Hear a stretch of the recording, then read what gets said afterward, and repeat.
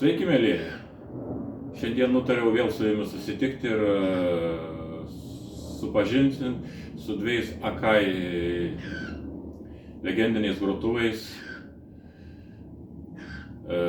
Akai GX9 ir Akai GX95.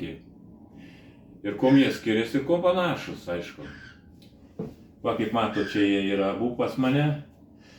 Tai va, paleiskim juos, pasižiūrėkim, ką iš čia. Va. Kaip matot, va, indikatoriai jau kokie yra. Akai 9 indikatorius. Kaip matot, koksai ir Akai GX9 jau su pasiliekančiam tom indikatorių lemputėm, labai gražiai atrodantis. Jisai turi distancinį Akai 9.5. Jisai sveria kažkur tai apie 10 kg, o Akai 9 sveria 7 kg.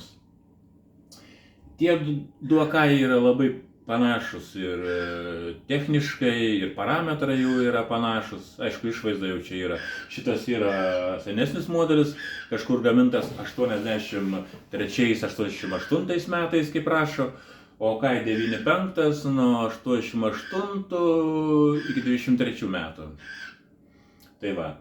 Akai 9.5 turi durelėse stabilizatorių, vibracinį tokį sugeriantį įdėtą, o Akai 9 to neturi.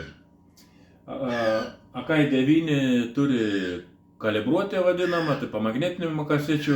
Čia galima įrašant pagal kasetę pasirinkti lygį, bet čia reikia jau rašant, kai atkuria grotuvas ir bandyti stumdyti, reguliuoti ir pasirinkti pagal save, kaip geriau įsirašo, kaip skamba jums atrodo geriau ir paskui jau rašyti iš naujo. O Akai 9.5 tai čia yra jau kalibruoti nusistato, tai yra padaryta fiksuota, kiek reikia nustatyti, pagal kasetę nustato tą lygį, kiek reikia, paleidžia tas kasetę ir nusistato tada tą lygį su rankenėlė. Ir paskui užsistatot jau įrašymą ir rašot. Ir įsirašys automatiškai pats geriausias variantas pagal kasetę garsas. Ką dar pasakyti apie šios du grotuvus? Mechanizmai šitų grotuvų yra identiški, nieko nesiskiria iš šito yra tas pats mechanizmas. Abu atsidaro su elektroniškai su varikliuko pagalba.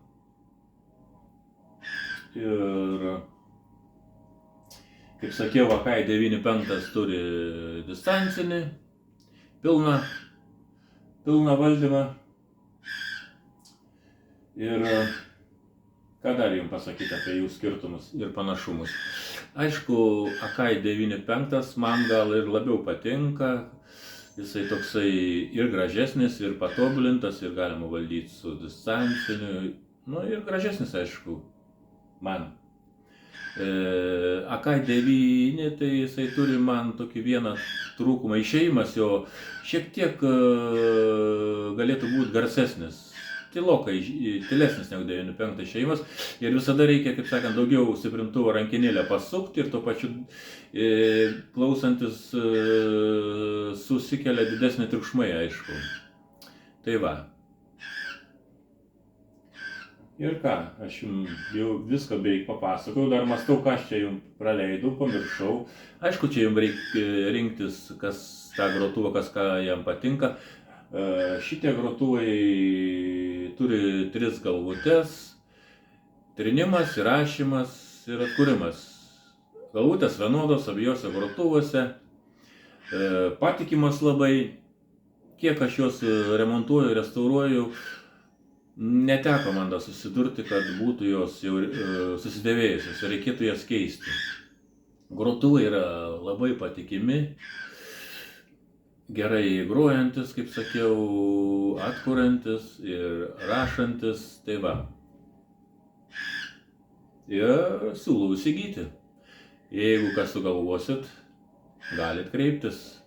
Aš visada jums galiu patarti, ne tik parduoti. Kokį jums grotuvą geriau įsirinkti. Aišku, iš Akajų, aš daugiau apie Akajus turiu patirties.